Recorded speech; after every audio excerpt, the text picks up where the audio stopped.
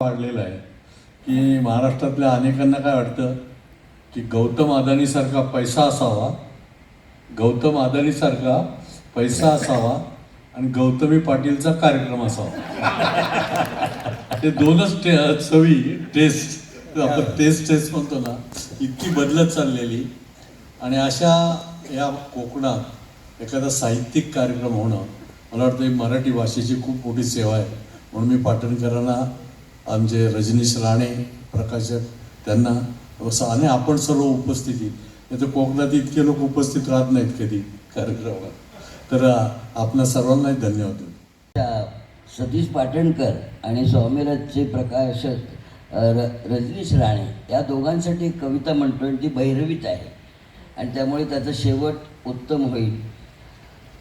काय आहे, त्याच्या अगोदर, माझ्या कवितेच्या अगोदर एक कबीराचा दोहा आहे. त्याच्यामध्ये 2 शब्द आहेत. एक वाईज म्हणजे धर्मगुरू आणि घुंगरूला जो शब्द आहे तो छोटासा आहे, वेगळा. तेवढा एकदा का निवर म्हणजे घुंगरू. एवढे 2 शब्द कळले की तो दोहा कळेल. आणि मग त्याची 2 कडवी मी म्हणतो, जी एक यांच्यासाठी आणि एक इकडे बसलेले आहेत, उभे आहेत, ते आमचे स्वामीराजसाठी. मस्जिद में वाइज बांग लगाए, मस्जिद में वाइज बांग लगाए, क्या साहिब तेरा बहरा है, मस्जिद में वाइज बांग लगाए, क्या साहिब तेरा बहरा है, चीटी के पग नीवर बांधे, तो भी अल्लाह सुनता है. आणि माझी प्रार्थना अशी आहे, फुलांचा रंग घेरे तू. म्हणजे अशी माणसं जी आपल्याकडे येतात आणि ती आपल्याला महात्मा म्हणून येतात आणि ते आपल्याला काय देऊन जातात. फुलांचा रंग घेरे तू, नभाचा छंद हो रे तू, फुलांचा रंग घेरे तू, नभाचा छंद हो रे तू, कुणाचे दुःख जाणावे, कुणाचे दुःख झेलावे, कुणाची खंत घेरे तू, फुलांचा रंग घेरे तू, नभाचा छंद हो रे तू. तुझ्या डोळ्यात पाण्याला, तुझ्या ओठात गाण्याला, तुझ्या डोळ्यात पाण्याला, तुझ्या ओठात गाण्याला, जराशी आर्तता यावी, जराशी आर्तता यावी, असा जलवंत हो रे तू, फुलांचा रंग घेरे तू. 2च दुःख माणसाची आहेत जगामध्ये. कुणायुष्य भीतीचे, जाणवलं आपल्याला 4-5 वर्षापूर्वी, कुणा आयुष्य भीतीचे, कुणा वंचित प्रीतीचे, कुणा आयुष्य भीतीचे, कुणा वंचित प्रीतीचे, व्यथांचे जहरही प्यावे, व्यथांचे जहरही प्यावे, असा नीलकंठ हो रे तू, फुलांचा रंग घेरे तू, नभाचा छंद हो रे तू. शेवटचं कडवं आहे. या कडव्याने आपण समाप्ती करू आणि तुम्हा सगळ्यांचे आभार मानतो. तुमच्या समोर आम्ही वंदन करतो. कवीपेक्षा रसिक मोठा आहे. कारण वाचे बरवे कवित्व, कवित्व बरवे रसिकत्व, रसिकत्व परतत्व स्पर्शू जाणे, असे आमचे ज्ञानेश्वर म्हणाले. आमच्याही आत्म्यामध्ये तेच आहे की तुम्ही आहात म्हणून आम्ही आहोत. श्रोता वीण, वक्ता वक्ताची नव्हे श्रोतेने वीण, असं पण ज्ञानेश्वर म्हणाले. तर शेवटचं कडवं असं आहे की पुनरपि जननम पुनरपि मरणम. माणसाचं आयुष्य उजेडातून जन्मावा, उजेडातून जन्मावा, पुन्हा काळोख घेरावा. उजेडातून जन्मावा, पुन्हा काळोख घेरावा. स्वतःचा दीप तू व्हावे, स्वतःचा दीप तू व्हावे. स्वतः भगवंत हो रे तू, मग फुलांचा रंग घे रे तू. नभाचा छंद हो रे तू.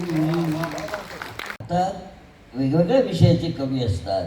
तर आम्ही वनराईवर लिहितो, हे रोगराईवर लिहितात, असं पण होतं ना कधी कधी. आणि त्यामुळे हा माणूस आहे ना, हा एका गोष्टीकडे तिरकसपणे चौकस बुद्धीने बघणार आहे. आणि त्यामुळे त्याची शब्दकळा ही अशी हसवणारी असते पण अंतर्मुख करणारी पण असते. हा माणूस मला अगदी मी FY ला असताना कॉलेजमध्ये हा बँक ऑफ बरोडामध्ये कामाला होता आणि गोडाऊनमध्ये होता. आणि गोडाऊन म्हणजे खरोखरच गो डाऊन, तो खाली होता. आणि त्याची एवढी दाढी होती, एवढी. आणि तुम्हाला आश्चर्य वाटेल, हा सतार वाजवायचा. हा त्याच्या सतारीवर म्हणजे ह्या गोष्टी माहिती नाहीत. तर आम्ही आता लहानपणीचे मित्र असल्यामुळे आम्हाला माहिती आहे की हा नेमकं काय. आता त्याची तार सटकले पण सतार वाजवायचा. नाही पण आपण सगळ्यांना अशोक नायगावकर हे नाव कानी पडलं की पहिले काय आठवतं तर त्यांची मिशी. आणि ते एकमेव कवी असे आहेत की त्यांना सेलिब्रिटी स्टेटस आहे. कारण ते हास्य सम्राट या विनोदी रियालिटी शोचे जज देखील होते. एकदा जोरदार टाळ्या दादांच्या. मिशीचा उल्लेख मी निघाला आहे, मला मिशी का वाढवली वगैरे. पण मी त्याच्यावर 2 ओळी लिहिल्या होत्या. तो कोणत्या मिशाने देतो कुणाचं काही, तो कोणत्या मिशाने देतो कुणाचं काही. मी पिळ या मिशांना कधी मारलाच नाही. तर अशोकला एकाने विचारलं मला की तुमचे जे मित्र आहेत ते अशोक रायगावकर मिशी का ठेवतात, अशोक रायगावकर मिशी का ठेवतात. तर मी म्हटलं तर ठेवण्यासारखं तेवढंच परवडतं. आणि आपल्या ओठांचा थानपत्ता लागू नये अशा मिशा ठेवल्या. तर मिशिकिल कवी म्हणून सगळा महाराष्ट्र त्यांच्याकडे पाहतो. आणि एकच आहे की विनोदापेक्षा जी सांस्कृतिक मूल्य ढासळत आहेत त्याची सल नायगावकरांच्या कवितेत कुठेतरी दिसते. शेवटी जेव्हा आपण ऐकतो हसता हसता की काय ढासळत चाललेलं आहे नेमकं कोकणातही काय ढासळत चाललं आपण बघतो ना. म्हणून आता नवीन कोकण आत्ता जे आपल्याला सांगितलं आहे की पाटणकरांच्या पुस्तकाचं जे दुसरं पुस्तक आहे त्याचं नाव एका सिनेमाचं आहे, ते जाऊ तिथे खाऊ. ते त्याचे वेगळे अर्थ होऊ शकतात. पण त्या पुस्तकाचे त्यांनी लिहिलेलं आहे अनेक पदार्थावर. आज जगामध्ये मराठी माणूस प्रत्येक देशात गेलेला आहे. मला परवा ते विवेक सावंत म्हणाले की प्रत्येक देशात मराठी माणसाच्या वसाहती झाल्या. आता मी अशोक तर आम्ही अमेरिकेत कॅनडात सगळ्या ठिकाणी कार्यक्रम करून आलो, बऱ्याच देशात जिथे जिथे महाराष्ट्र मंडळ आहे. पण अनेक देशामध्ये थाई फूड हे लोक खाण्यासाठी मुद्दाम जातात. आणि मी नेहमी लोकांना सांगतो की थाई फूड इतकंच मालवणी पदार्थ जगात गाजू शकतात. थाई फूड इतकेच, तर त्याच्यात काही इतके ऑइली वगैरे नाही. ते पण त्याची आपली जी टेस्ट आहे ती इतकी चांगली की आपल्या इथून कित्येक लोक जगातल्या प्रत्येक देशात जाऊन तिथे मालवणी फूडचं हॉटेल टाकू शकतात. आणि जगाला ती सवय आपण लावली पाहिजे. म्हणजे मालवणच्या फूडचं फक्त आम्हीच कोकणात येऊन खायचं, अरे कोकणात जाऊन मासे खाऊन आलो झालं ठीक. पण मला वाटतं की ही मालवणी, जसा आमच्या मच्छिंद्र कांबळेने मालवणी बोली ती महाराष्ट्राच्याही बाहेर नेली, मालवणी बोली. मला वाटतं मालवणी खाद्यपदार्थ हे इतके चांगले आहेत, आरोग्यासाठी सुद्धा इतके चांगले आहेत, त्याच्यात फॅट्स नाहीत जास्त त्या ठिकाणी, आणि हे चव फार चांगली आहे. फक्त त्याचं मार्केटिंग आपल्याला जमत नाही. मला वाटतं पाटणकरांच्या आजच्या पुस्तकामुळं तेवढी प्रेरणा जरी मिळाली आणि काही मुलांनी असं वेगवेगळ्या देशात असे हॉटेल टाकले मालवणी, तर निश्चित चांगले चालतील असं मला वाटतं. नाही, खरंच आहे. म्हणजे पाटणकर सरांचं कौतुक करावं तेवढं कमीच आहे. कारण कोकणात यायचं म्हणजे मांसाहार करायला आणि इथले मासे संपवायला असा एक समज येणाऱ्या पर्यटकाचा असतो.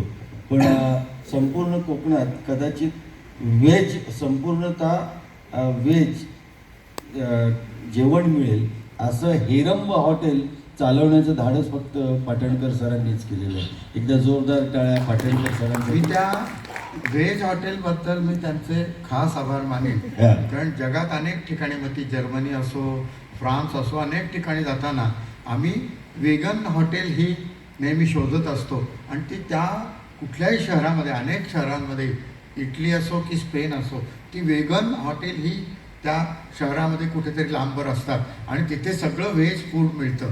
मला हे सांगायला आवडतं आहे की हे जे तुमचं इथे व्हेज हॉटेल आहे, शाकाहारी हॉटेल आहे, ते त्याचा व्यवस्थित जर तुम्ही त्याचं जर मार्केटिंग केलं तर जगातले लोक या कोकणात तर येतीलच, पण वेगन हॉटेल म्हणून ते त्याही हॉटेलला आपली भेट देतील. मी आज पाटणकरांना सांगितलं की लंडनमध्ये अनेक ठिकाणी ती मसाला झोनची 3-4 ठिकाणी सगळे भारतीय पदार्थ देणारी हॉटेल्स आहेत. तिथे सगळे ब्रिटिश लोक ते सगळे भारतीय पदार्थांचा आस्वाद घेत असतात. तसं मी हे स्वप्न पाहतो की या मालवणमध्ये, या सिंधुदुर्गामध्ये आणि आपल्या पाटणकरांच्या हॉटेलमध्ये ती जगातली काही युरोपातली याच्यातली मंडळी येत आहेत आणि ती काहीतरी ते इथला मालवणिक पदार्थ असं मिटक्या मारत खात आहेत, असं मी स्वप्न बघतो. या निमित्ताने मी सांगतो. ही कविता माझ्या मराठीचा बोल ही तुमची आहे. एकदा आपल्या या प्रेक्षकांसमोर माझ्या मराठीचा बोल.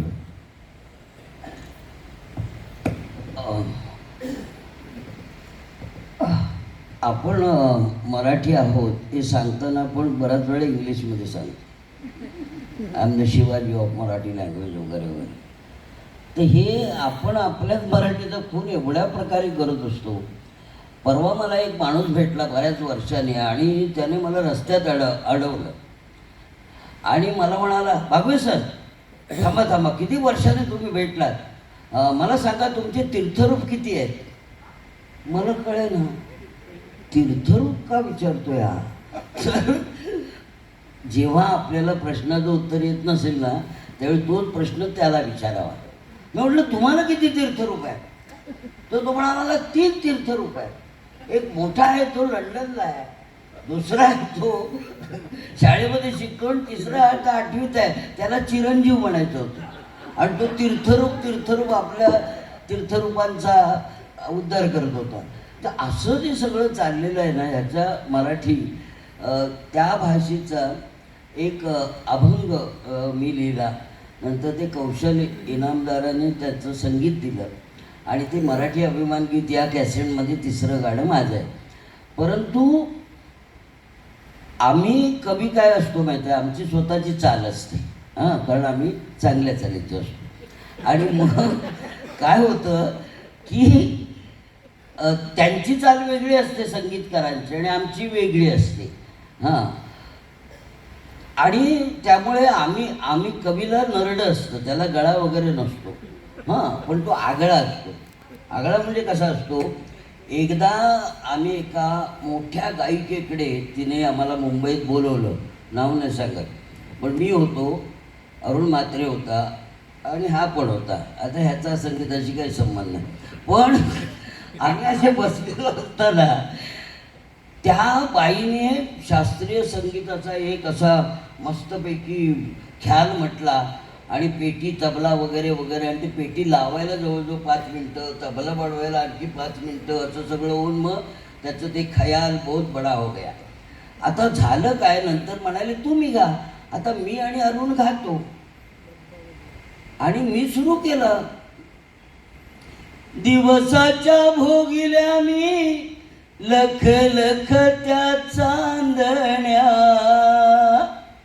दिवसाच्या भोगिल्या मी लख लख त्या चांदण्या, दारी आला चंद्र ओला उभा जोगवा मागण्या. तो ती असे टाळ्या मारले तिने आणि म्हणाले, अरे तुझ्याकडे पेटी तबला नसताना तू सा कसा लावलास? मी म्हटलं आम्ही कधी सा लावत नाही, आम्ही आ लावतो आ. त्यामुळे आम्ही आ गळा आहे, आमचा गळा हा आगळा आहे कारण आम्ही आ लावतो. तर तसं ही माझी चाल जी आहे मराठी भाषेच्या गौरवगीताची, ही वेगळी आहे आणि कौशलची वेगळी आहे. तर ती मी तुम्हाला ऐकवतो आणि ही ऐकल्यानंतर तुमचा सगळ्या रक्तातला कण आणि कण असा उफाळून उठेल की आपण खरंच मराठीत जन्माला आलो आणि या महाराष्ट्राच्या भूमीमध्ये जन्माला आलो याचा आपल्याला अभिमान आहे असं तुम्हाला वाटेल. माझा मराठीचा बोल, माझा मराठीचा बोल, वाजे काळजात खोल, माझा मराठीचा बोल, वाजे काळजात खोल, ओवी मधून पाझरे निळ्या अमृताची ओल, माझा मराठीचा बोल. माझी मराठी माऊली तिची विठोबा सावली, माझी मराठी माऊली तिची विठोबा सावली, ज्ञाना नामा तुका एका उभे कैवल्य राऊळी, माझा मराठीचा बोल. मध्ये आवडलं तर टाळ्या मारायला हरकत नाही, हे पुणे नाहीये, आपण सावंतवाडीमध्ये आहोत.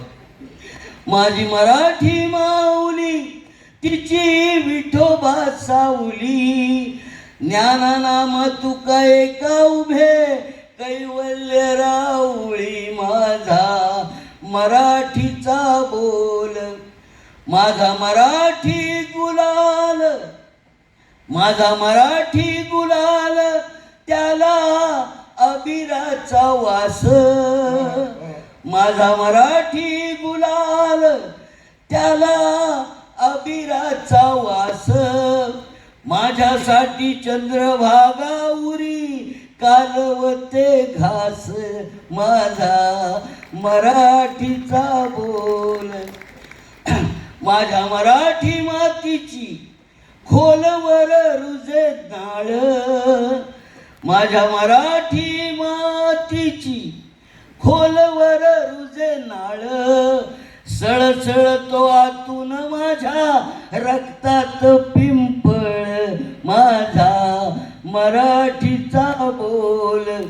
वाजे काळजात खोल, ओवी मधून पाझरे निळ्या अमृताची ओल, माझा मराठीचा बोल.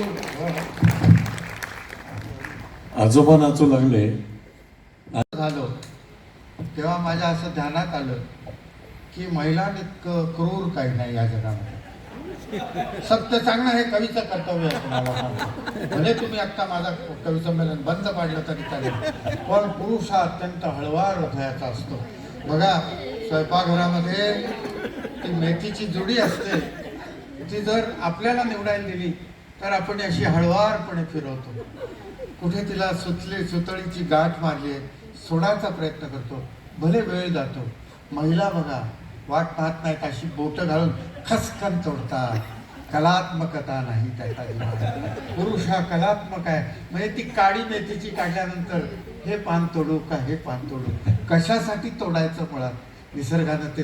महिला बघा ते पानं एकीकडे काड्या एकीकडं 10 मिनिटात त्या जुडीची वाट लावून टाकतात बघा.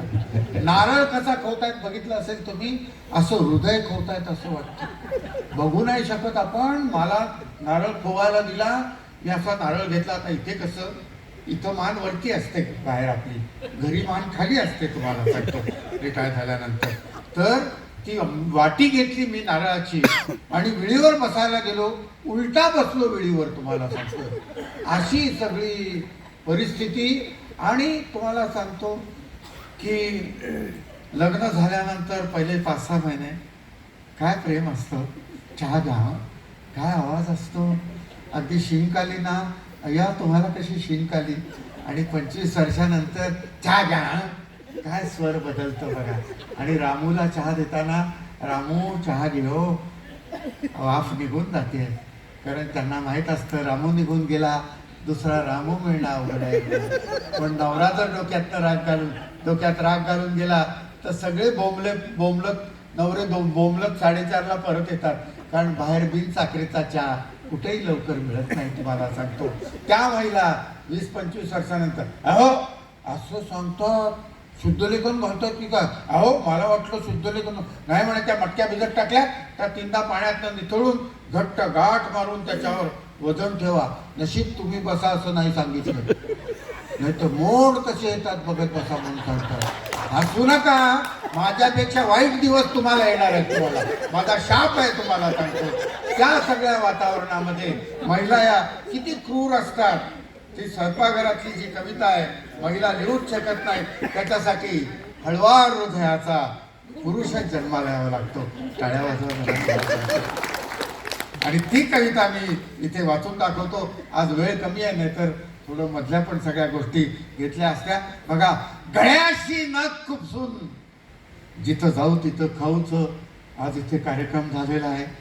सगळ्या मराठी पदार्थांचं यांचं एक सुगंधानं किंवा असं पोटामध्ये भूक अशी केव्हा मी पदार्थ यांच्याकडे, म्हणजे एक पदार्थ खायला मला काय वाटलं, हे पुस्तक त्यांनी लिहिलंय म्हणजे पाटणकर आता सगळ्यांना घरीच जेवायला बोलवणार आहेत की काय, असं त्या पुस्तकाचा अर्थ आहे की काय. तर गळ्याशी नख खुपसून अंदाज घेत क्रूरपणे त्वचा चोरली जाते दुधी भोपळ्याची. कसं खरवडून काढतात बघा. ती दुधी हलवा बनवायचा असेल, कवळा दुधी भोपळा, तुम्हाला सांगतो आपण असं, मला तर असं हळवार हात फिरवावा असा वाटतो. महिला बघा त्या देठाच्या तिथे नख खुपसून बघता, म्हणजे हे बिबर आहे का कवळा आहे बघायला. तुम्हाला हे माहीत नाही, कारण बाजारात तुम्ही भलतीकडे बघत असता. तुम्हाला सांगतो, त्वचा चोरली जाते दुधी भोपळ्याची. सपासप सुरी चालवत कांद्याची कापाकाप चालली आहे. डोळ्यांची आगाग होते. शाळ्या नारळावर कोयत्याने दरोडा घातलाय. हे भाजलं जातंय वांग, हे भाजलं जातंय वांग, निथळतंय त्वचेतून पाणी टपटप. मला भरून आलं बघा, तुम्हाला सांगतो. एक 5-6 दिवस प्रॅक्टिस केली, तुम्हालाही भरून येईल. तुम्हाला सांगतो, साधं सुद्धा नाही, तेल बीज चोपडून वांग भाजतात. खरंच चुकतो. अहो आता म्हणजे संक्रांतीला भाजला असेल भरीत करायला, आत्ता इथे उल्लेख झाला भरताचा. तुम्हाला सांगतो, मला वांग भाजायला सांगितलं. एकतर आपण पुरुष हळवार, त्यात मी कवी डबल हळवार हो. मला ते बघेना, डोळ्यावर हात ठेवून मी वांग फिरवत राहिलो, वांग निघून गेलं. हात भाजला. तुम्हाला माणसाच्या दुःखावर माऊलींपासून ते आमच्या अशोक बागवेंपर्यंत अनेकांनी कविता लिहिल्यात. पण दुधी भोपळा, वांग याची वेदना मांडणारा मराठीतला एकमेव कवी आहे, एकमेव कवी आहे. म्हणजे परवाचं कोणीतरी म्हटलं, जगदीशचंद्र बोस नंतर अशोक नायगावकर, असं कोणीतरी म्हटलं. तुम्हाला सांगतो, निथळतंय त्वचेतून पाणी टपटप, तडतडते मोरी हा अखेरचा फडफडाट कडीपत्त्याच्या पंखांचा उकळत्या तेलात. बघा, ते चिवड्यासाठी फोडणी करतात, बचकाभर कडीपत्ता टाकतात, फटफट फटफट फटफट फटफट फुलपाखरं तडफडतायत असं वाटतं, खरंच सांगतो. आणि ही बाई त्या बाईला म्हणते, काय छान घाण्यात तापलाय म्हणून वगैरे. अरे कसल्या समानतेच्या गोष्टी करता. तिखट टाकलं जातंय भाजीच्या अंगावर, डोळ्यात, धारेवर किसली जातायत गाजरं. पिळवणूक चालली आहे आंब्याची, सर्व हारा बनली आहे कोय. वरवंट्याखाली चिरडते मीठ मिरची आणि बत्ता घातला जातोय वेलदोड्याच्या डोक्यात. भत्ता घातला जातोय. वेलदवड्याच्या डोक्यात फडक्याने गळा आवळून मुसक्या बांधून दह्याला फासावर चढवलंय चक्का बनवण्यासाठी. दह्याला फासावर चढवलंय चक्का बनवण्यासाठी. हे भरडले जात आहेत गहू. लाही लाही होते मक्याची ज्वारीची. भर बाजारात सुराख उपसला जातोय कलिंगडाच्या पोटात. पोलीस नुसतेच बघतायत संत्र्या मोसंब्या केळ्यांची वस्त्र उतरवली जात आहेत. दिवसा ढवळ्या मक्याच्या कणसाला दिले विस्तवाच्या तोंडी आणि वर मीठ तिखट लिंबू चोळलं जातंय जखमांवर. हे काय चाललंय? टाइम्स डिजिटलला लाईक करा, सबस्क्राईब करा, शेअर करा आणि बेल आयकॉन दाबायला विसरू नका. पाहत रहा टाइम्स डिजिटल.